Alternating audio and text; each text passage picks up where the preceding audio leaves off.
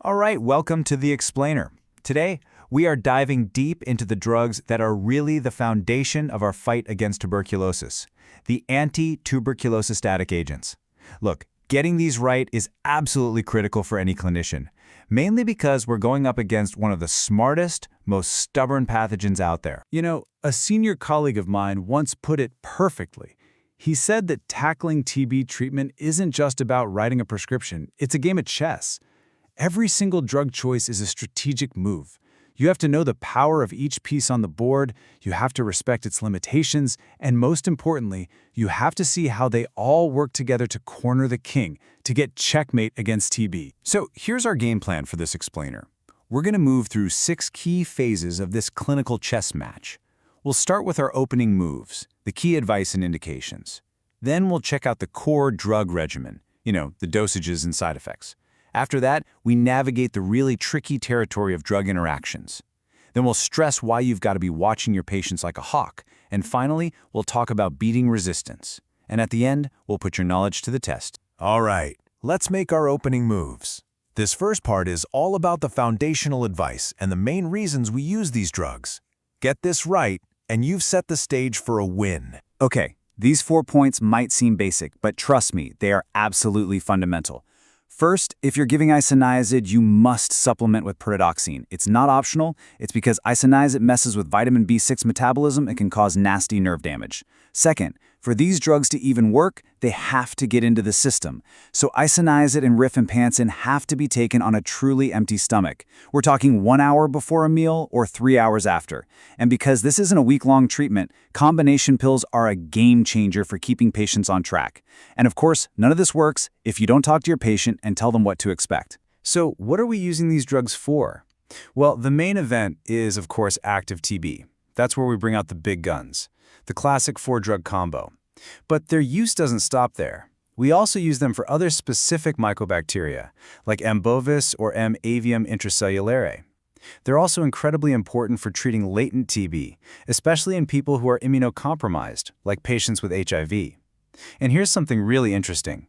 Rifampicin is a star player even outside of TB.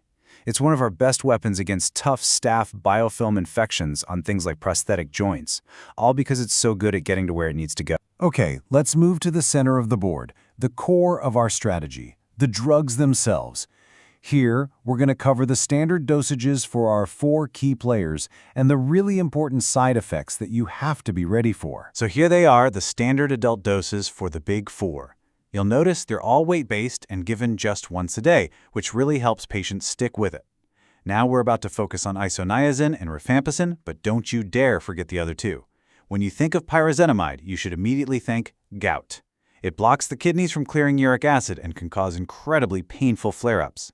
And with ethambutol, the word is eyes. It can cause a dose-dependent optic neuritis, so you absolutely must get baseline vision checks and monitor it regularly. Don't let those 2 slip your mind. When you're prescribing isoniazid, you've got to have 2 things front and center in your mind. On one side, you have peripheral neuropathy. It's pretty common, but thankfully we can prevent it with that pyridoxine we talked about. But on the other side, you have the really big, scary one, hepatotoxicity, liver damage. This isn't just some rare thing you read about. It's a serious risk that means you have to be checking liver function tests, period. Rifampicin's side effect profile is kind of similar, but with its own unique problems. A lot of patients will tell you about stomach issues, nausea, pain, diarrhea, and that can make it tough for them to take the medicine. But the things we really worry about are the systemic reactions. Like isoniazid, it can hammer the liver, but it can also cause blood-related issues and this very distinct flu-like syndrome.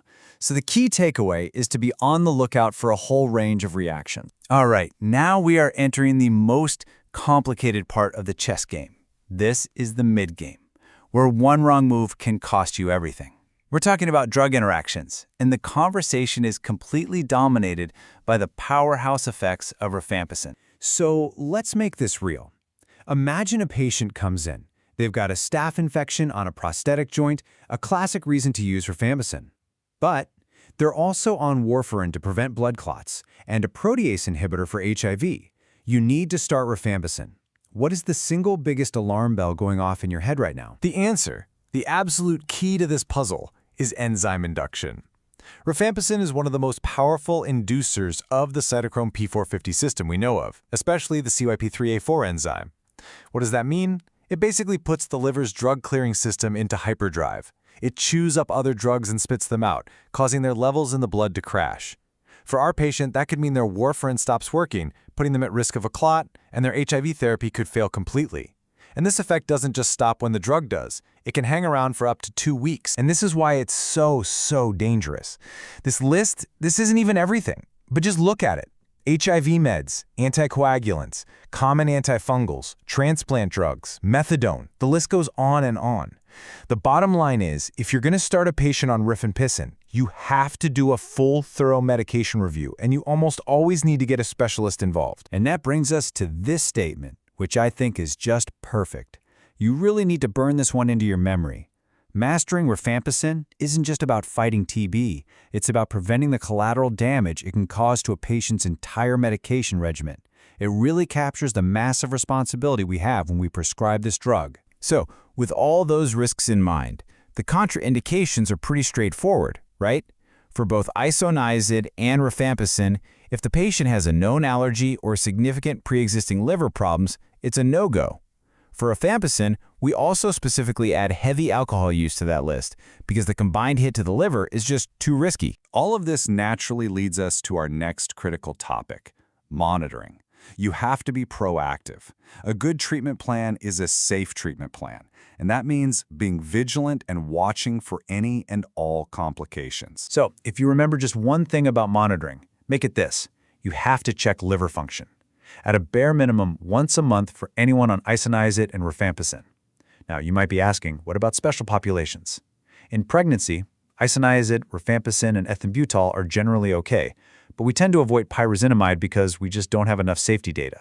The drugs do get into breast milk, but the concentrations are low, so breastfeeding was fine.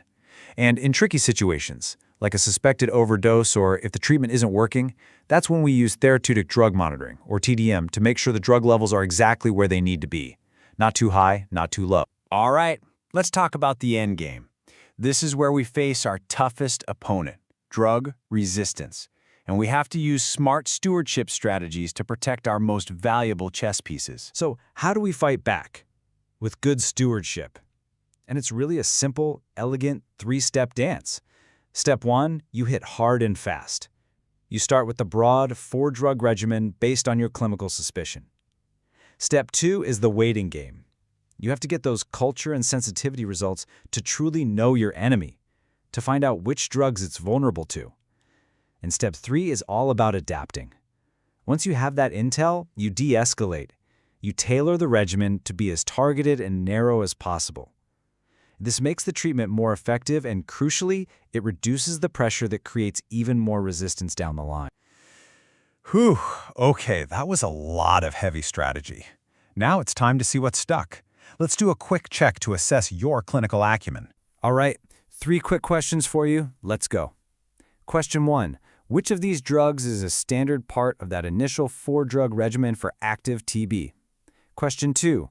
If you have a patient on Rifampicin, what do you need to be checking frequently because of a common but serious side effect? And finally, question 3. What's the best way to tell a patient to take their Isoniazid to make sure it works? Okay, pencils down. Let's see how you did. For number 1, the answer is C, Pyrazinamide. It's one of the core 4 in that initial phase. For number 2, the answer is B, liver transaminases. Both Rifampicin and Isoniazid can be tough on the liver, so you have to monitor it. And for number 3, it's B again. An empty stomach is the only way to ensure you get optimal absorption so the drug can do its job. Okay. After all of that, you've definitely earned a break and a truly terrible science joke. Ready? Why did the bacteriologist break up with the chemist? Because they had no chemistry and all their reactions were negative. But let's end with one last serious thought to carry with you. We've laid out the current board, the current rules of the game. But as we look to the future, with drug-resistant strains on the rise, we have to ask, how will our chess game against tuberculosis have to change? What new pieces will we need? What new strategies will we have to invent to keep winning in the next decade? That's the challenge that lies ahead for all of us. Thanks for joining this explainer.